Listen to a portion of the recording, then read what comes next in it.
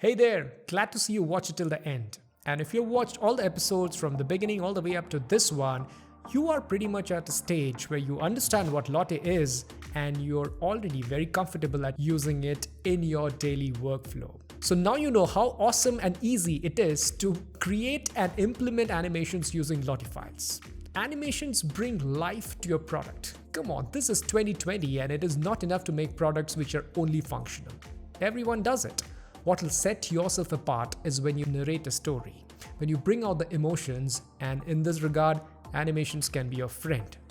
So next time when someone tells you that this looks good, but it's too tough to implement, tell them about LottieFiles and take the front seat and drive things. Now that you know it all, I'm sure you'll be creating a lot of animations and you'll be posting it either free for the community or as a part of marketplace.